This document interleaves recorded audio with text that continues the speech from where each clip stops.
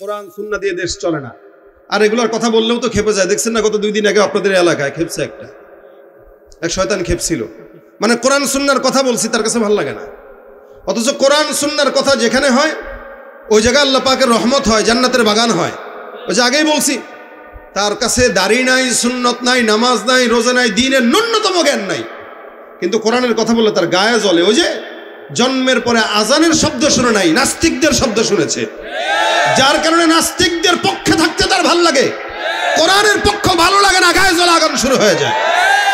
আমি তো মাদ্রাসার সভাপতি, আমি তো মসজিদের সভাপতি, আমি তো অমুকের সভাপতি। সভাপতি হয়েছে কিসের বিনিময়ে? ওই সুদ খায় টাকা যেগুলো কামাইছে ওগুলোর বিনিময়ে হয়েছে। সুদ খায় টাকার বিনিময়ে মসজিদের মুতাওয়াল্লি হয়ে ফায়দা নাই। মানুষের জায়গা মেরে টাকা মেরে বিশাল বড় কোটিপতি হয়ে গেছেন, দানবীর হয়েছেন, মসজিদ দুতলা করছেন, কোনো ফায়দা নাই। হারাম টাকার দান কোটি টাকা হইলেও আল্লাহর দরবারে এগুলো কবুল হবে না। কিন্তু একটা রিক্সাওয়ালা, একটা রিক্সা চালক, সে যদি তার 10 টাকাও মাদ্রাসার জন্য দেয় পকেট থেকে, যদিও টাকার অঙ্ক কম, কিন্তু আল্লাহ পাক ওই টাকায় এমন কবুল করা করবেন যে এই বান্দার 10 টাকা তার নাজাতের উসিলা হবে। আরেক বান্দার 1 লক্ষ টাকা, কোনো ফায়দা নাই। সভাপতি। এজন্য আমি আগেই বলেছিলাম যে গত বছরই ঘোষণা দিয়েছিলাম সামনের বছর মাহফিল করব, কিন্তু এমন এমন মাহফিলে যাব যে সমস্ত মাহফিলের সভাপতিরা থাকবে আলেম। কারণ আপনারাই 2-4 টাকা, 10 টাকা দেয়, 100 টাকা দেয়, 1 লক্ষ টাকা দেয়, যার কারণে কিছু ঘুষখোর, সুদখোর, সন্ত্রাসীদেরকে আপনারা সমাজের, মসজিদ আর মাদ্রাসাগুলোর সভাপতি আর মুতাওয়াল্লির দায়িত্ব দিয়ে রাখেন। আর যখন এদের কাছে সমাজের পবিত্রতম দায়িত্বগুলো চলে যায়, অপবিত্র ঘুষখোর বান্দা পবিত্রতম জায়গার মর্যাদা বুঝবে কিভাবে বলেন তো? কিভাবে বুঝবে মর্যাদা? যার কারণেই তো ওর কাছে পবিত্র কথা আর পছন্দ হয় না।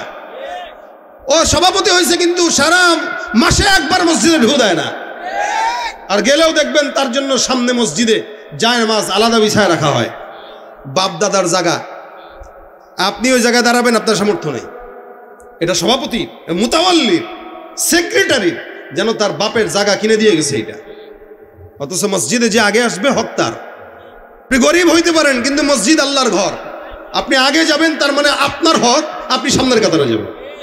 কিন্তু যারা 1 লাখ 2 লাখ টাকা দিয়ে জায়গার বিনিময়ে ওই জায়নামাজ আজীবনের জন্য বরাদ্দ রাখে, এদেরকে মসজিদে ঢুকতে দেওয়াই নিষেধ। আসবে পরে আর যাবে ডাঙায় ডাঙায় যাবে, ডাঙায় ডাঙায় যাবে। রাসূল হাদিসে স্পষ্ট নিষেধ করেছেন। টাকার গরমে সভাপতি হয়। ভাই, আল্লাহ পাক আমাদেরকে আলহামদুলিল্লাহ কিছুটা ভদ্রতা দিছে বলে যারা এলোমেলো করে এরা বেঁচে যায়। না তো মাহফিলে এই সমস্ত যারা ছোটখাটো হাফ নেতা, পাতি নেতা, সেদের বোঝা উচিত কোনো আলেমই কথা বললে সরাসরি কাউন্টার যেন না দেয়। এতটুকু ভদ্রতা না থাকলে জুতার বাড়ি কিন্তু আগেও খেয়েছে, এখনো খাবে। আমরা ভদ্র দেখে একটু সমাজটা যেন ভালো থাকে, এলোমেলো যেন না লাগে, আমরা ফিকির করি এইটা। এজন্য কোনো জায়গাতে আপনার আমার দ্বীনের যদি অজ্ঞতা থাকে, তার মানে কোরআনের অজ্ঞতা না। আমার দ্বীনের অজ্ঞতা মানে কোরআনের অজ্ঞতা না। সমাজে অনেক মানুষরা বলতে শোনা যায়, ভাই কোরআনটাকে আমরা আধুনিক পর্যায়ে শিখাইতে চাই। আরে ভাই, কোরআনকে আধুনিক শিখাবেন কি? কোরআন তো সবচেয়ে বেশি আধুনিক।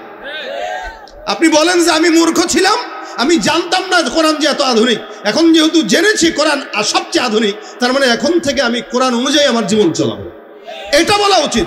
এটা যে বলে যে না, কোরআনকে আমরা আধুনিকভাবে প্রচার করব, দ্বীনকে আধুনিকভাবে প্রচার করব, ইসলামকে আধুনিকভাবে প্রচার করব, ওর দেমাগে গোবর ছাড়া আর কিচ্ছু নেই। ইসলাম তো সবচেয়ে আধুনিক, একে আধুনিকভাবে প্রচার করার কি আছে? আল্লাহ বুঝগুলা দেখ, এই যে অজ্ঞতার যেই বোঝা, এটা একটু কমায় দেখ, বলেন আমিন। তো দেখেন, নামাজ এটা প্রতিষ্ঠা করার বিষয়, এটা আদায়ের বিষয় না। আদায় তো এখানে যারা আছেন সবাই করেন, আপনারাও আদায় করেন, কিন্তু অনেক মানুষ আছে যারা নামাজ নিজে আদায় করে, ঘরের বউটা পর্দাই করে না, নামাজ পড়বে তো দূরের কথা। ছেলে নামাজ পড়ে না, মা নামাজ পড়ে না, বাবা নামাজ পড়ে না, কিন্তু বাবা নিজে নামাজ পড়ে, সন্তান পড়ে না, অথবা সন্তান পড়ে বাবা পড়ে না। এটা আদায়, প্রতিষ্ঠা নয়। প্রতিষ্ঠা যদি এদেশে থাকতো, সংসদ থেকে শুরু করে সংসার পর্যন্ত সব জায়গায় নামাজ থাকতো। এদেশে প্রতিষ্ঠা নাই, আদায় আছে, প্রতিষ্ঠা নাই। কিন্তু আল্লাহ পাক বলেছেন কি? আকিমিস সালাহ। এই জন্য আল্লাহ বলেন, উতলু মা উহিয়া ইলাইকা মিনাল কিতাবি ওয়া আকিমিস সালাহ।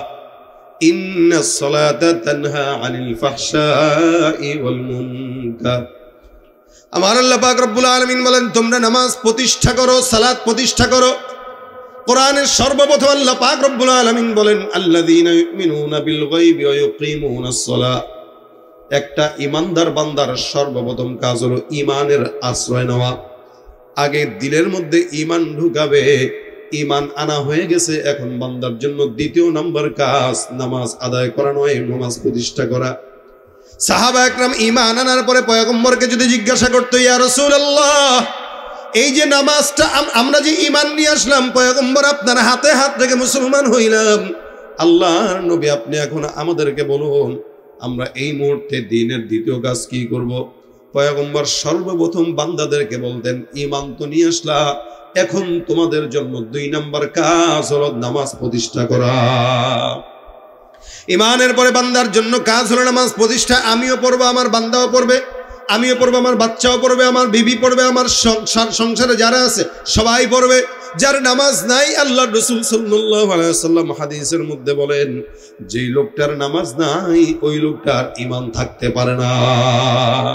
তুমি রমজান এলে রাখো না রোজা, দিনকে করো আঘাত, পয়সা কড়ির নেই তো অভাব, দাও না তো যাকাত। নামাজি দাবি করলেই হয় না, পড়া লাগে।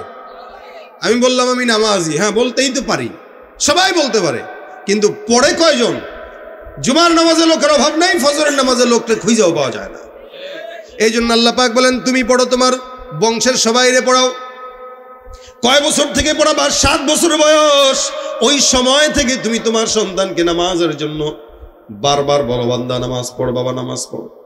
7 বছর থেকে অভ্যাস করানো শুরু করবা, আর 10 বছর যখন হয়ে যাবে তখন যদি নামাজ না পড়ে প্রহার করবা। এজন্য আল্লাহ রাসূল সাল্লাল্লাহু আলাইহি ওয়াসাল্লাম ঘরের মধ্যে লাঠি ঝোলা রাখার জন্য আদেশ করেছেন, তোমরা তোমাদের ঘরের ভিতরে লাঠি রাখো। কেন? ওই লাঠিটা শয়তান দেখলে পালায় যায়। যেই ঘরে লাঠি থাকে না ওই ঘরের সন্তানগুলো বেয়ারা হয়, বেয়াদব হয়, বেহায়া হয়, বেশরম হয়। আর যেই ঘরে শাসনের লাঠি থাকে ওই ঘরের সন্তানগুলো মানুষের মতো মানুষ হয়। যখন থেকে স্কুল, কলেজ, মাদ্রাসা, ভার্সিটি গুলোর থেকে বেদ উঠে গেছে, তখন থেকেই ছাত্রগুলা সব জানোয়ার হওয়া শুরু হয়ে গেছে। এটা কি আপনারা একমত না দ্বিমত আছেন? আমরা কোনো সময় কল্পনাও করতে পারি নাই যে শিক্ষকদের বিরুদ্ধে ছাত্ররা আন্দোলন করবে। এখন করে না? শিক্ষক হঠাৎ আন্দোলন করে, অথচ যেই শিক্ষক তার বাবার মতো, যেই শিক্ষক এমন, রাসূল সাল্লাল্লাহু আলাইহি ওয়াসাল্লাম বলেন, হযরত আলী রাদিয়াল্লাহু তাআলা আনহু বলেন, শিক্ষকের মর্যাদা কত? বলে, ও যখন আমাকে একটা অক্ষর শিখাইলো তা আমি তার কাছে গোলাম হয়ে গেলাম, চাইলে সে আমার আজাদও করতে পারে, চাইলে সে আমার বন্দী করে রাখতে পারে। এত মর্যাদা একটা শিক্ষকের। সেই ছাত্ররা শিক্ষকের থেকে সারা জিন্দেগি এলেম শেখার পরে ওই শিক্ষক হঠাৎ আন্দোলন করে, এবং কি শিক্ষকের গায়েও টাচ দেওয়ার চেষ্টা করে। কেন? ওই যে শিক্ষকরা হাতের লাঠি ফেলে দিছে, ওই লাঠিটা এখন ছাত্ররা তাদের হাতে তুলে নিছে। এই জন্য আল্লাহ নবী বলেন, ঘরের ভিতরে শাসনের লাঠি উঠায় দাও, তাহলে সন্তান নামাজ আদায় করবে, বেয়াদব হবে না, কোরআন পড়বে, ইসলামের পথে থাকার জন্য সহজ হবে। আল্লাহ নবী বলেন, 10 বছর হয়ে গেছে, এখন তোমরা নামাজের জন্য তাকে গুরুত্ব দাও, প্রহার করো। নামাজ এমন একটা ইবাদত, যে ইবাদতটা বান্দাকে আল্লাহর জান্নাত পাওয়ার জন্য সহজ করে দেয়। আল্লাহ রাসূল সাল্লাল্লাহু আলাইহি ওয়াসাল্লাম বলেন, নামাজটা প্রত্যেকটা ইমানদারের জন্য জান্নাতের তালার চাবি স্বরূপ। আপনি জমিনের ভিতরে নামাজ আদায় করবেন, তালার চাবি রেডি হইতে থাকবে, আর জান্নাতে যখন যাবেন ওই চাবি দিয়া জান্নাতের তালা খুলে ঢুকে যাবেন। সুবহানাল্লাহ। বার আমার আল্লাহ পাক রব্বুল আলামিনের হাবিব এই কারণে নামাজের তাগিদ দিয়েছেন। আল্লাহ পাক কোরআনে বারবার বলেছেন, এটা আল্লাহ পাক রব্বুল আলামিন আমার পয়গম্বরকে, আল্লাহ পাক রব্বুল আলামিন মেরাজের ভিতরে নিয়ে আল্লাহর নবীকে গিফট হাদিয়া হিসেবে প্রেরণ করলেন, দিয়ে দিলেন। নবী করিম সাল্লাল্লাহু আলাইহি ওয়াসাল্লাম মেরাজের রাত্রিতে যখন যান, আল্লাহ পাক আপনার আমার পয়গম্বরের উপরে 50 ওয়াক্ত নামাজ প্রথমে ফরজ করলেন। মুসা পয়গম্বর জানে যে আল্লাহর নবীর উম্মতরা নামাজ পড়তে পারবে না। এ মুসলমান, আল্লাহ পাক রব্বুল আলামিন নামাজটাকে এমন একটা ইবাদত করলো যে 50 ওয়াক্ত নামাজ আপনার পয়গম্বর আপনার উম্মতরা তাআলা পাঠ করবে। যখন মুসা পয়গম্বর বললেন 50 ওয়াক্ত পারবে না, আপনি আপনার রবের কাছে যে একটু কমায় নেন, আল্লাহ নবী আবারও গেলেন, এরকম করে করে বারবার যে 5 ওয়াক্ততে আনলেন। এবার মুসা পয়গম্বর বলেন, এ পয়গম্বর, আপনার উম্মত এই 5 ওয়াক্ত নামাজও ঠিক মতো পড়বে না। দেখবেন 3 ওয়াক্ত পড়বে, 2 ওয়াক্ত পড়বে না। দেখবেন সমাজের ভিতরে অধিকাংশ মানুষ জোহর পড়ে, আসর পড়ে, মাগরিব পড়ে, লেকিন এশাও পড়ে না, ফজরও নামাজ পড়ে না। অধিকাংশ মানুষগুলা ফজরের নামাজের সময় ঘুমায়। এই কারণে ফজরের বরকত আমরা পাই না। আর যার কারণে দেখবেন ফজরের নামাজের সময়ের যে আবহাওয়া থাকে, এই আবহাওয়াটা অনেক দামি এবং পরিচ্ছন্ন, বরকতময় থাকে। ফজরের নামাজের সময় যাদের অভ্যাস আছে বের হয়ে দেখবেন চমৎকার ওয়েদার, পবিত্র লাগে। যারা ফজর নামাজ পড়তে ওঠেন তারা দেখবেন ফজরের নামাজের আবহাওয়াটা এমন সুন্দর, সারা দিন আপনি এরকম পবিত্র আবহাওয়া পাবেন না। বলে কেন জানেন নাকি? বলে ফজরের নামাজের ওই সময়টায় দুনিয়ার জমিনের কোনো মুনাফিকের নিঃশ্বাস এই জমিনে থাকে না। সব মুনাফিক ঘুমায়, একমাত্র ইমানদারেরা ফজরের নামাজ পড়ার জন্য জেগে ওঠে, ঠিক কিনা? এই কারণে ফজরের নামাজের সময় মুনাফিকরা ঘুমায়। আল্লাহ যাকে মহব্বত করে না, যার উপরে আল্লাহ পাক রাগান্বিত হয়, ওই বান্দাকে আল্লাহ পাক ফজর নামাজ পড়তে দেন না, ঘুমায় থাকে। কারণ আল্লাহ পাক যাকে মহব্বত করে ফজরের নামাজের সময় ওই বান্দাটা উঠে। এ মুসলমান, আল্লাহ পাক ভালোবাসলে বান্দাকে সেজদা দেওয়ায়, আল্লাহ পাক ভালোবাসলে বান্দাকে রুকু করায়, আল্লাহ পাক ভালোবাসলে বান্দাকে জায়নামাজের বিছানায় বসায় দেয়। হাসান বসরি রহমতুল্লাহ আলাইহি, ওনার খাদেমা ছিল, দাসী। উনি একবার দেখেন ওনার দাসীটা সুন্দর করে জায়নামাজের বিছানায় বসে বসে আল্লাহকে ডাক দেয়, মালিক, তুমি যদি আমাকে ভালোবাসো আল্লাহ, তাহলে তুমি আমাকে ওই জিনিসটা দিও। তুমি যদি আমাকে ভালোবাসো তাহলে তুমি আমাকে এই জিনিসটা দিও। এবার আল্লাহওয়ালা ডাক দেয়া কয়, বুঝলাম না মাওলা তোমারে ভালোবাসলে দিবে, এটা কোন ধরনের কথা? মাওলার কি ভালোবাসার ঠেকা পড়ছে কিনা? বরং তুমি এই কথা বলো, আল্লাহ আমি যে তোমাকে ভালোবাসি, ওই উসিলায় তুমি আমার ওই জিনিসটা দিয়ে দাও। ওলি বলতেছে না এমনে বলো না, বরং এমনে বলো যে আল্লাহ আমি যে তোমাকে ভালোবাসি, ভালোবাসার উসিলায় ওইটা দাও। না না, আমি বলি এটা যে আল্লাহ তুমি যে আমাকে ভালোবাসো ওই উসিলায় এটা দাও। মানে আল্লাহ যে তাকে ভালোবাসে। এখন ওলি বলতেছেন আল্লাহ যে তোমাকে ভালোবাসে এটা বলছে কে? কঠিন প্রশ্ন, কিন্তু আল্লাহ যে তোমাকে ভালোবাসে বলছে কে? এবার দাসীটা ডাক দিয়া বলে, শুনেন, এই যে আশেপাশে তাকায় দেখেন, হাজার হাজার মানুষ, সবাই যার যার মতো করে ঘুমায়, কেউ সজাগ না। প্রত্যেকটা বাড়িতে দেখবেন লাইট নিভানো, তার মানে এরা গভীর ঘুমের মধ্যে আচ্ছন্ন। কিন্তু আল্লাহ পাক রব্বুল আলামিন আমাকে কতটা ভালোবাসেন, আপনাকে কতটা ভালোবাসেন। আল্লাহ পাক এই গভীর রাতে তাহাজ্জুদের সময় আমার মতো না খান্দাকে যদি ভালো না বাসতেন, তাহলে আল্লাহ পাক আমাকে জাগাইতেন না, উঠাইতেন না, আবার তার কুদরতি কদমে সেজদা দেওয়ার জন্য জায়নামাজে বসাইতেন না। সুবহানাল্লাহ। আল্লাহ মহব্বত করে বলেই তো আমারে উঠাইলেন, জায়নামাজে বসাইলেন, নামাজ পড়াইলেন, সেজদায় তার জমিনে মাথা ঠেকায় দিলেন। এজন্য আমার ভালোবাসার কতটুকু, তার ভালোবাসা যেহেতু বেশি, তার ভালোবাসার উসিলা দিয়া চাইলে সে অবশ্যই দিবে। সুবহানাল্লাহ। আল্লাহ যাকে ভালোবাসে তাকে ফজরের সময় উঠায় দেয়, যাকে ভালোবাসে তাকে আল্লাহ পাক তাহাজ্জুদের সময় উঠায় দেয়। আর যাকে মহব্বত করে না, ওরে আজান পর্যন্ত ফেসবুক আর ইউটিউবে ব্যস্ত রাখার পরেও শয়তান সুন্দর করে নামাজের সময় ঘুম পাড়ায় দেয়। কথা বলে না? সারা রাত চ্যাটিং করে, সারা রাত ডার্লিং এর সঙ্গে আলাপ মারে, আছে না নাই? আজকে সমাজ এমন একটা অসুস্থতায় চলে গেছে, দেখেন জানোয়ার, হায়াওয়ান, কুকুর বিড়ালের মতো রাস্তাঘাটে পুরুষ আর নারীদের অবাধ মেলামেশা, আছে না নাই? সব জায়গায় একই অবস্থা। শিক্ষাঙ্গন তো শুধু আগে ছিল, এখন আর শিক্ষাঙ্গন না, এখন পার্ক, বাজার। পার্কে তো হাঁটার উপায় নাই, যাওয়ার উপায় নেই, পার্কও লাগে না। এখন অটো রিক্সা আছে, জায়গায় জায়গায় যে যেখানে মন চায় সেখানে। আগে তো একটা বয়সে যায় করতো, এখন 10-12 বছরের পোলা মানুষ শুরু করে দিচ্ছে। কথা বলেন ঠিক কিনা? শিক্ষাঙ্গনের দিকে ভাইরে দেখো না চোখ মেলিয়া, ছাত্ররা সব বই ছাড়িয়া থাকে শুধু প্রেম লইয়া। শিক্ষাঙ্গনের দিকে ভাইরে দেখো না চোখ মেলিয়া, ছাত্ররা সব বই ছাড়িয়া থাকে শুধু প্রেম লইয়া। অস্ত্র সে তো সঙ্গের সাথী, অস্ত্র সে তো সঙ্গের সাথী, হইতে মাস্তান ওরা শিক্ষিত শয়তান, ওরা শিক্ষিত শয়তান, ওরা শিক্ষিত শয়তান, ওরা কথা কয় না আছে না নাই? দুর্নীতির ওই আখড়ায় বসে জাহির করে জ্ঞান, কলম দিয়ে কামায় টাকা ধরে সাধুর ভাগ। ওরা শিক্ষিত শয়তান, ওরা শিক্ষিত শয়তান, ওরা শিক্ষিত শয়তান, ওরা শিক্ষিত শয়তান। ঠিক কিনা? যেখানে যাই ভেজালেতে ভরে গেছে দেশটায়, ব্যবসায়ীরাও রাতারাতি কালো টাকায় হাত রাঙায়।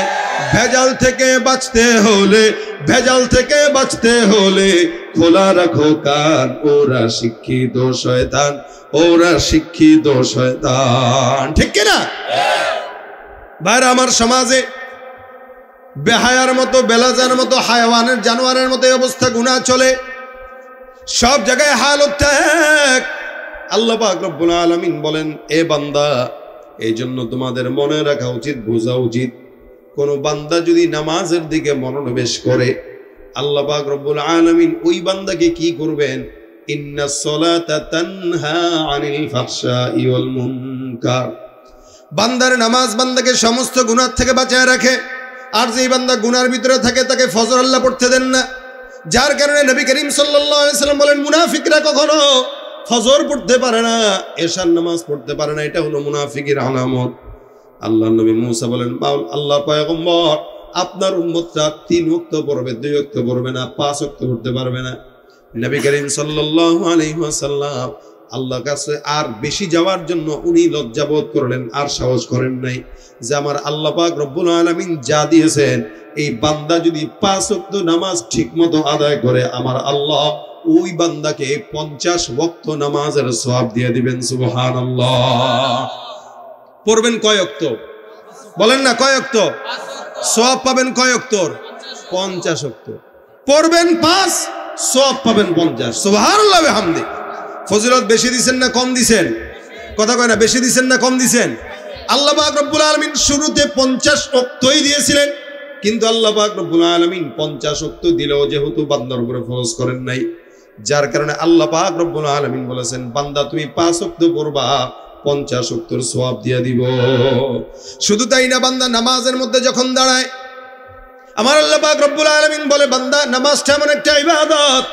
আল্লাহর হাবিব সাল্লাল্লাহু আলাইহি ওয়াসাল্লাম বলেন, নামাজটা এমন একটা ইবাদত যে ইবাদতের মাধ্যমে আল্লাহ পাক রব্বুল আলামিনের সঙ্গে বান্দার সম্পর্ক গভীর হয়। এই কারণে আল্লাহ পাক রব্বুল আলামিন বলেন, ওয়াসজুদু ওয়াকতারিব, বান্দা বেশি বেশি সিজদা দাও, আর সিজদার মাধ্যমে আল্লাহ পাক রব্বুল আলামিনের নিকটবর্তী হয়ে যাও। সিজদা দিবা আর আল্লাহর নিকটবর্তী হবা, এটা হলো বান্দার আল্লাহর নিকটবর্তী হওয়ার সবচেয়ে বড় আমল হলো এটা। বান্দা যত বেশি সিজদা দিবে তত বেশি আল্লাহ পাকের নিকটবর্তী হবে।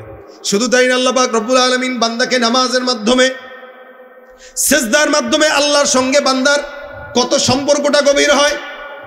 মুসা পয়গম্বরকে আল্লাহ পাক রব্বুল আলামিন কথা বলার যোগ্যতা দিয়েছিলেন, যার কারণে আল্লাহ পাক কোরআনে বলেন, ওয়াকাল্লামাল্লাহু মুসা তাকলিমা। মুসাকে আমি আল্লাহ কথা বলার যোগ্যতা দিয়া তাকে কালিমুল্লাহ বানাইলাম, যার কারণে আল্লাহ পাক রব্বুল আলামিন মুসা পয়গম্বর সাথে বেশি বেশি কথা বলতেন। সামান্য বিষয় নিয়ে আল্লাহ পাকের সঙ্গে মুসা পয়গম্বর কথা বলার মতো আল্লাহ পাক তাকে সেই পাওয়ার দিয়েছিলেন। তবে মুসা পয়গম্বরের সঙ্গে আল্লাহ যখন মন চায় তখনই কথা বলতেন না, খুব বুঝবেন কথাটা। মুসার সঙ্গে আল্লাহ পাক সপ্তাহে নির্দিষ্ট সময় ছিল, নির্দিষ্ট দিন ছিল, নির্দিষ্ট তারিখ ছিল, নির্দিষ্ট জায়গা ছিল। যখন মুসা পয়গম্বর চাইতেন তখনই কথা বলতে পারতেন না, বরঞ্চ আল্লাহ যখন সময় দিয়েছেন ওই সময়টাই মুসা পয়গম্বরের সঙ্গে মাওলার কথোপকথন হতো। আল্লাহ পাক রব্বুল আলামিন বলেন, হে মুসা, তুমি কি জানো তোমার সঙ্গে আমি আল্লাহ পাক রব্বুল আলামিন কথা বলি, তবে সেটাও বান্দা তোমার সঙ্গে আমার 70,000 নূরের পর্দা মাঝখানে থাকে। এই 70,000 পর্দা মাঝখানে দিয়া আমি আল্লাহ তুমি মুসা পয়গম্বরের সঙ্গে কথা বলি। এতগুলো পর্দা, এটা ভেদ করে তুমিও বলো আমিও বলি। কিন্তু তুমি কি জানো, এমন একদল উম্মত থাকবে যেই সমস্ত উম্মতরা এত দামি হবে, আল্লাহ পাক রব্বুল আলামিন বলেন ওই উম্মতরা যখন চাইবে আমি আল্লাহ পাক তোমার সঙ্গে নির্দিষ্ট জায়গায় কথা বলি, নির্দিষ্ট সময়ে কথা বলি। কিন্তু এমন একদল উম্মত আসবে যারা আমি আল্লাহ পাক রব্বুল আলামিনের সঙ্গে কথা বলার সময় তাদের নির্দিষ্ট জায়গাও লাগবে না, সময় লাগবে না। বান্দা যখন বান্দা চাইবে আমি আল্লাহ ৭০,০০০ নূরের পর্দা নয়, আমি আল্লাহ পাক রব্বুল আলামিন বান্দার সঙ্গে সরাসরি খোলামেলা কথা বলবো। মুসা নবী ডাক দিয়া বলে, আল্লাহ ওরা কারা? যেই সমস্ত উম্মতরা তোমার সঙ্গে সরাসরি কথা বলবে এই সমস্ত বান্দারা কারা? আল্লাহ পাক রব্বুল আলামিন বলেন, মুসা ওই সমস্ত বান্দারা কারা জানো? আখেরি পয়গম্বর মুহাম্মদুর রাসূলুল্লাহ সাল্লাল্লাহু আলাইহি ওয়াসাল্লাম একজন নবী পয়গম্বর জমিনে আসবেন। আমি আল্লাহ পাক ওই নবীর উম্মতদেরকে এত দামি বানাবো যেই নবীর উম্মতরা যখন মন চাবে, যখন চাইবে তখনই আমি আল্লাহ ওই নবীর উম্মতের সঙ্গে কথা বলবো। বান্দা নামাজের মধ্যে যখন দাঁড়াবে আমি আল্লাহ বান্দার সঙ্গে নামাজের মাধ্যমে কথা বলা শুরু করে দিব। সুবহানাল্লাহ। কিভাবে আল্লাহ পাক বান্দার সঙ্গে নামাজে কথা বলবেন দেখেন। আল্লাহ পাক রব্বুল আলামিন বান্দার সঙ্গে নামাজের ভিতরে কথা বলবেন। আল্লাহ পাক বলেন বান্দা যখন নামাজ আদায় করবে, নামাজের ভিতরে দাঁড়ায় তেলাওয়াত করবে আলহামদুলিল্লাহি রাব্বিল আলামিন, আমার আল্লাহ পাক ডাক দিয়া বলেন আমি আল্লাহ বান্দার নামাজের তেলাওয়াতের জবাব দিয়া বলবো হামিদানি রব্বি। বান্দা এক একটা আয়াত করে করে সামনে দিয়ে যাবে, আমি আল্লাহ পাক রব্বুল আলামিন এক একটা আয়াতের জবাব দিয়া বান্দার সঙ্গে নামাজের ভিতরে কথা বলা শুরু করে দিব। সুবহানাল্লাহ। মাওলা তোমায় ভালোবেসে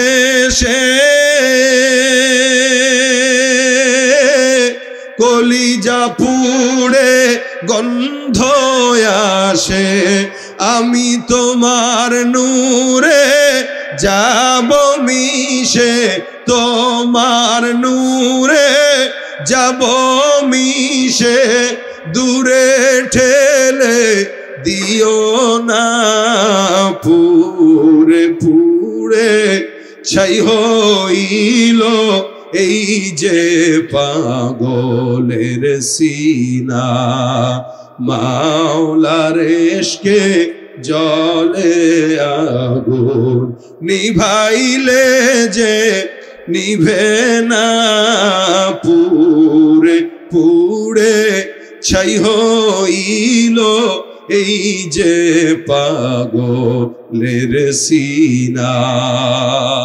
মোহাব্বত হবে কার সাথে? কিসের মাধ্যমে? নামাজের মাধ্যমে। নামাজটা এমন একটা ইবাদত, যত সেজদা দিবেন ওয়াসজুদ ওয়াকতারিব, সেজদা যত বেশি দিবা আল্লাহ পাকের নিকটবর্তী তত বেশি হবা। আর সেজদার মাধ্যমে বান্দার চেহারায় আল্লাহ পাক নূর দিয়ে দেয়। নূর, কোন নূর? যেই নূর দেখে দেখে আখেরি নবী আপনাকে আমার সুপারিশ করে জান্নাতে নিয়ে যাবে। মুমিনের একটা পরিচয় আছে, কাফেরের যেমন পরিচয়, মুনাফিকের যেমন পরিচয়, ফাসিকের যেমন পরিচয়, গুনাহগারের যেমন পরিচয়, ইমানদারের একটা পরিচয় আছে। আল্লাহ বলেন সীমাহুম ফি ওয়ুজুহিহিম মিন আসারিস সুজুদ। ইমানদারদেরকে যখন দেখবা তার কপালে সেজদার নূর দেখতে পাবা। আমাদের চেহারায় তো সেজদার নূর দেখা যায় না, আমাদের চেহারায় সিগারেট, গাঁজা, ইয়াবা অথবা গুনাহের আসর পাওয়া যায়। এটা আমাদের চেহারার হাল। চেহারা দেখলে বোঝার উপায় নাই কে মুসলমান কে অন্য ধর্মের। সালাম দিতে গেলেও অনেক সময় আমরা বিপদে পড়ে যাই। কেন? ওই যে নামাজ পড়ে না, যার কারণে চেহারা থেকে নূর চলে গেছে। নামাজ না পড়ার কারণে বান্দার চেহারা নূর থাকে না। আর নামাজ যত বেশি বান্দা পড়বে তার চেহারা নূরে নূরান্বিত হবে। দেখলেই মনে হবে না এ মনে হয় আল্লাহওয়ালা, এ মনে হয় নবীওয়ালা, এ মনে হয় সেজদাওয়ালা। এটা সেজদাওয়ালা বান্দাকে দেখলেই বোঝা যায় যে নামাজ পড়ে, তার চেহারা দেখলে বোঝা যায়। বলা লাগে না যে আমি তাহাজ্জুদ পড়ি, বলা লাগে না যে আমি আল্লাহর ঘরে যাই। এটা বলার বিষয় না, এটা বলার বিষয় না, এটা চেহারায় প্রকাশ পাওয়ার বিষয়। পড়বেন তো ইমানদার, পড়বেন না তো কাফের। সোজা কথা। যে নামাজ অস্বীকার করে ও কাফের, যা নামাজ লাগাতার ছেড়ে দেয় এক সময় সেও এই ফাসেকের পথে হাঁটতে হাঁটতে সেও কুফরিতে চলে যায়। কন্টিনিউ নামাজ যারা তরককারী এরা এক সময় কুফরিতে চলে যায়। এই জন্য আমাদের দেশে এমনও কিছু পীর আছে যারা এই কথাও বলে যে আমাদের কাছে আসলে তেমন নামাজ লাগে না, জীবনে একবার পড়েন, ইখলাসের সাথে সারা জিন্দেগি এক নামাজ পড়লে এনাফ, বেশি নামাজ লাগে না। ইখলাসের সাথে সারা জিন্দেগি এক নামাজ পড়লেই এনাফ, বেশি লাগে না। অথচ রাসূল সাল্লাল্লাহু আলাইহি ওয়াসাল্লাম রাত কি রাত নামাজ পড়তে পড়তে পা ফুলায় ফেলছেন। আল্লাহ পাক ডাক দিয়া বলছেন, ইয়া আইয়ুহাল মুজাম্মিল কুমিল লাইলা ইল্লা কালিলা, হে চাদরওয়ালা আপনি নামাজ পড়েন, তবে সারা রাত দরকার নাই, সামান্য রাতের কিছু অংশ, নিসফাহু আমিন কুসমিনহু কালিলা, হয়তো অর্ধেক না তো তার চেয়ে কিছুটা কম, 3 ভাগের 2 ভাগ পড়েন, অথবা কিছু কম পড়েন, অথবা অর্ধেকের চেয়ে কিছু কম পড়েন। যে নবী নামাজের জন্য পর্যন্ত কষ্ট করেছেন, শুধু তাই না, সেজদায় যখন গিয়েছেন আপনারা জানেন আবু জাহেল, উতবা, সাইবা দোসরেরা রাসূল সাল্লাল্লাহু আলাইহি ওয়াসাল্লামের সেজদার মাথার উপরে উটের মরা পচা ভুঁড়িটা রাসূলের মাথার উপরে দিয়ে চলে গেছেন যেন নড়তে না পারে এই নামাজের জন্য। শুধু তাই না, রাসূল সাল্লাল্লাহু আলাইহি ওয়াসাল্লাম জিন্দেগির শেষ মুহূর্ত চোখ বন্ধ করার আগ পর্যন্ত একটা কথা বলেছেন, আসসালা আসসালা ওমা মালাকাত আইমানুকুম। আজকে এই সমাজে নামাজ অবহেলিত, মসজিদ পাকা, তাকায় দেখেন ফজরের নামাজে 5 জনের বেশি মুসল্লি এই মসজিদে হয় না। এটাই বাস্তবতা। অথচ সব মুসলমান এখানে দাঁড়া আছে, সব মুসলমান এখানে জিজ্ঞাসা করেন এশার নামাজ অনেকে পড়ে নাই, অনেকে এশার নামাজ পড়ে নাই, ওয়াজ শুনতে বসে গেছে। এরা পড়বেও না, বাসায় চলে যাবে, রাত্রেবেলা মোবাইলে ব্যস্ত হয়ে বাস ঘুমায় পড়বে। এই রাতে যদি মরণ হয়, আল্লাহর কাছে যদি আল্লাহ বলে, এই সারা জিন্দগি উল্টাপাল্টা যা করছোস, মরণের আগে নামাজটা পড়ে আসতে পারছিস নি? বলে আল্লাহ না, আফসোস, মরার আগের নামাজটাও তো পড়তে পারিনি। এই হালত যদি কারো হয়, ওর মতো কপাল পোড়া আর কে হইতে পারে বলেন? পড়ছে কপাল পোড়া আর কে হইতে পারে যার শেষ নামাজটাও পর্যন্ত তার কপালে নসিব হয় না। এই জন্য বুজুর্গরা বলতেন, মুফাসসিরিন ইকরাম বলতেন, নামাজ এমন ভাবে এমন নিয়তে পড়া উচিত যে এটা আমার জিন্দেগির শেষ নামাজ, এরপর আর কোনো নামাজ নাই, যাতে এই নামাজের পর আমি মারা গেলে আল্লাহর কাছে বলতে পারি, আল্লাহ আমি শেষ নামাজটা পড়ে আসছিলাম, এটা যেন বলতে পারি। এই জন্য প্রত্যেকের উচিত মসজিদে ঢোকার আগে এই নিয়তটা করা যে আমি আমার জিন্দেগির সর্বশেষ নামাজটা পড়ার জন্য ঢুকতেছি। প্রত্যেকে যদি এই নিয়ত করে ঢুকেন, ইনশাআল্লাহ আশা করা যায় তাহলে 5 ওয়াক্ত নামাজই আমরা পড়তে পারবো। আর যদি মনে করি না আগামীকাল পড়বো অথবা আগামীকাল তওবা করব, কিন্তু রাত্রে ঘুমাইলেন আর ঘুম থেকে জাগ্রত হইলেন না, তওবাও গেল কোথায়, নামাজ বা গেল কোথায়? এই জন্য 5 ওয়াক্ত নামাজ ধরবেন তো ইনশাআল্লাহ, নাকি 2 ওয়াক্ত, নাকি 3 ওয়াক্ত? 5 ওয়াক্ত। রাসূল সাল্লাল্লাহু আলাইহি ওয়াসাল্লামের কত উম্মত হবে দেখেন, হাদিসে আসছে এই কিয়ামতের ময়দানে 120টা কাতার হবে, 120 কাতার। তো রাসূলকে প্রশ্ন করা হয়েছে, সাহাবা একরাম বলেন, ইয়া রাসূলুল্লাহ 120 কাতারের ভিতরে এতগুলা মানুষ কিভাবে চিনবেন? রাসূল বলেন 120 কাতারের ভিতরে 80 কাতার হবে আমি নবীর উম্মত, আর বাকি 40 কাতার হবে আদম থেকে মুহাম্মদ ঈসা পর্যন্ত যত নবী আসছেন সব নবীর উম্মত হবে 40 কাতার, আর আমি নবীর উম্মত হবে 80 কাতার। বেশি না কম? কোথায় 40, কোথায় 80? আর কত সোয়া লক্ষ পয়গম্বর বা লক্ষাধিক পয়গম্বর, সমস্ত নবীদের উম্মত মাত্র 40 কাতার, আর একজন নবীর উম্মত 80 কাতার। যেই দলের লোক বেশি ওই দলের পাওয়ার বেশি। যেরকম রাসূল সাল্লাল্লাহু আলাইহি ওয়াসাল্লাম সবচাইতে বড় নেতা, যার কারণে তার দলের লোকও বেশি, এজন্য কিয়ামতে তার পাওয়ারও থাকবে বেশি। আমরা তো 100 জন কর্মী নিয়েই ফাল মারি যে আমার 100 জন কর্মী আছে, এই 100 জন কর্মীর কোনো দাম আছে? রাসূল সাল্লাল্লাহু আলাইহি ওয়াসাল্লামের 120 কাতারের ভিতরে 80 কাতারই হবে উম্মত। সাহাবা একরাম আরজ করলেন, ইয়া রাসূলুল্লাহ এদেরকে চিনবেন কি করে, কিভাবে বুঝবেন কে কার উম্মত? আল্লাহ নবী বলেন, আমার উম্মতদেরকে চেনার জন্য আল্লাহ পাক আলাদা পাওয়ার দিয়ে দিয়েছেন, আলাদা চিহ্ন দিয়ে দিয়েছেন। বলে কি? তো আমার উম্মতরা যে ওযু করছে আর সেজদা দিয়েছে, ওযু আর সেজদার কারণে তার কপালে একটা নূর, বিশেষ নূর, যেটা কোনো নবীর উম্মতদের কপালে থাকবে না, ওটা শুধুমাত্র আমার উম্মতদের কপালে আল্লাহ পাক চিহ্নিত করে দিবেন। সুবহানাল্লাহ। আমি আমার উম্মতদেরকে কপালের নামাজের দাগ আর চিহ্ন দেখে দেখে দেখে দেখে আমি সুপারিশ করে করে জান্নাতে নিব। যাদের কপালে চিহ্ন থাকবে না তারা জাহান্নামী, আর যাদের চিহ্ন থাকবে এদেরকে সুপারিশ করে জান্নাতে ঢুকাই দেব। এখন আপনি একটু বলেন যে আপনার কপালে নামাজের চিহ্ন আছে কিনা, সেজদার আলামত আছে কিনা। যদি থাকে, আপনি যদি মনে করেন যে না আমি আয়নায় দাঁড়াইলাম, আমার চেহারাটা তো অনেক সুন্দর, নামাজি দেখা যাইতেছে, নূর দেখা যাইতেছে, নূর চমকাইতেছে, আপনি যদি নিজেও বুঝেন যে না নূর আছে আমার চেহারায়, তাহলে ঠিক আছে। আর যদি মনে করেন না রে চেহারাটার ভাবসাব তো ভালো না, কারণ আপনি তো নিজে জানেন অন্যায় করেন, আপনি নিজে জানেন গুনাহ করেন, আপনি নিজে জানেন আপনি সুদ খান, ঘুষ খান, অথবা সিগারেট, ইয়াবা, গাঁজা, এমন কোনো অন্যায় নাই যেটা আপনি করেন না, আপনি নিজে জানেন, তাহলে আজকে থেকে নিয়ত করেন যে আমি নামাজ ধরবো। কেন? নামাজ এমন একটা ইবাদত যেটা বান্দার সব গুনাহ থেকে বান্দাকে হেফাজত করে। সব গুনাহ বলতে ইন্নাস সালাতা তানহা আনিল ফাহশাই ওয়াল মুনকার, নামাজ এমন একটা ইবাদত যে ইবাদতটা বান্দার ফাহেশা এবং মুনকার সমস্ত গুনাহ থেকে বান্দাকে বাঁচায়। এখন ফাহশা আর মুনকার গুনাহ কি এটা একটু বুঝেন। ওলামা একরাম বা আপনারা স্বাভাবিকভাবে তরজমা পড়েন যে নামাজ মানুষের যাবতীয় গুনাহ থেকে বাঁচায়। যাবতীয় গুনাহ কি? ফাহশা গুনাহ এক জিনিস, মুনকার গুনাহ এক জিনিস। ফাহশা গুনাহ কি? যেটা ইচ্ছাকৃত আপনি করেন, জেনে শুনে করেন। মানুষ সুদের টাকা খায় না জেনে, না জেনে? জেনেই খায়। খায় ওটারে জায়েজ বানানোর জন্য নাম পাল্টায় দেওয়া, কয় এটা মুনাফা, এটা ইন্টারেস্ট, এটা অমুক, এটা তমুক। ঘুষের টাকা খায় আর নাম পাল্টায় দেওয়া, কবে এটা ঘুষ না, এটা হইলো স্পিড মানি, অথবা এটা হাদিয়া, এটা গিফট।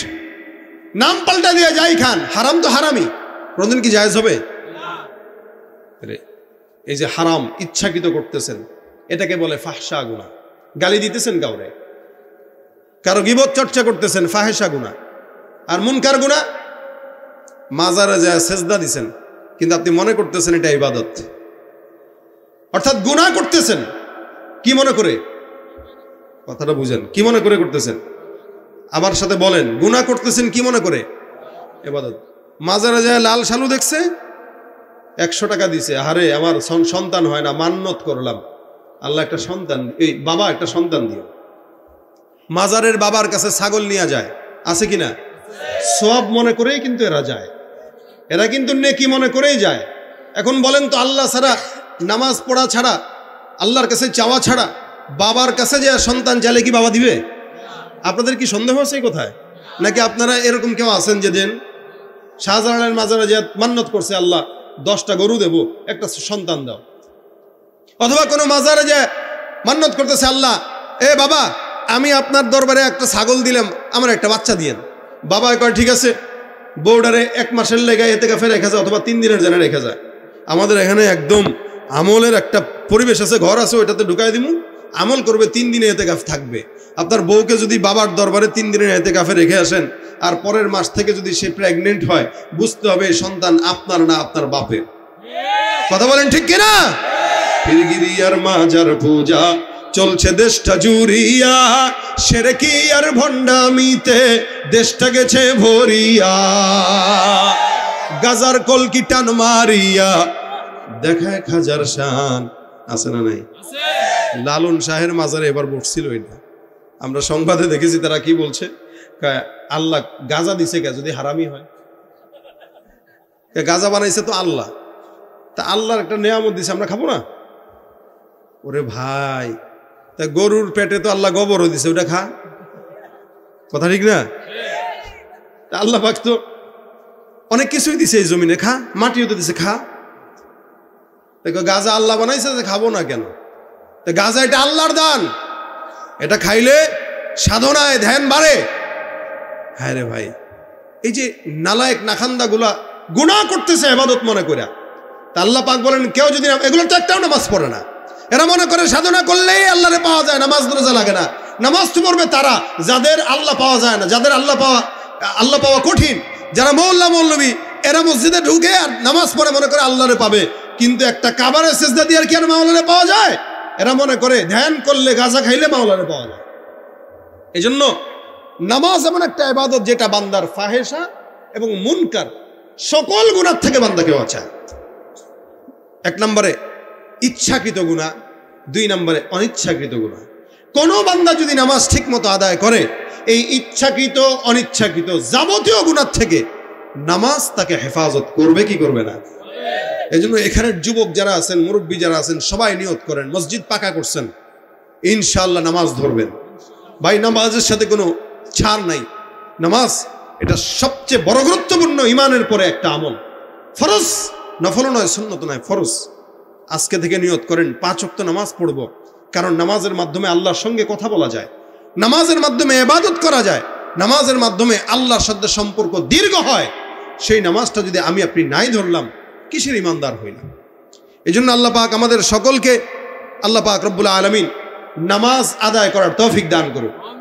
আজকের এই মজমার বিশেষ আকর্ষণ হযরত মাওলানা মুফতি দেলোয়ার হোসেন মাইজি সাহেব উপস্থিত হয়ে গেছেন। নারায়ে তাকবীর, জোরে বলেন নারায়ে তাকবীর।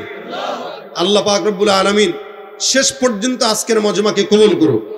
যা আলোচনা করব, শুনবো, বলবো, আল্লাহ পাক সবকিছু আমাদেরকে নেক নিয়তে শোনার এবং আমল করার তৌফিক দান করুন। হযরত চলে আসছেন, দিল থেকে, দিলের দরদ দিয়া আপনাদের সামনে কথা বলবেন। আলহামদুলিল্লাহ, আল্লাহ পাক রব্বুল আলামিন, বসুন, চেয়ারে বসুন, চেয়ারে বসুন। যতক্ষণ আপনারা থাকবেন আজকের মজমায়, উনি আসছেন, তারপরে খালেদ সাইফুল্লাহ আইবি সাহেব আসবেন। আলহামদুলিল্লাহ, উলামা ইকরামের জবান থেকে নসিহত শুনবেন। একটা আবদার করে যায় আপনাদের কাছে, রাখবেন কথাটা।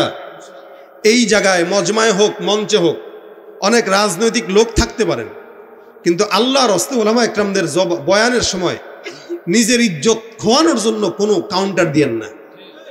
আল্লাহর হস্তে হাত জোর করে বলি, হাত জোর করে বলি, সম্মান যদি বাঁচা রাখতে চান, উলামা ইকরামের কথার সঙ্গে কথা মিলায় কথা বলেন। উলামা ইকরামের কথার বিরুদ্ধে কথা বলবেন, জুতার বাড়ি আপনার কপাল ছুবে, মাটি ছুবে না। কারণ উলামা ইকরাম যা বলে জাতির কল্যাণে বলে।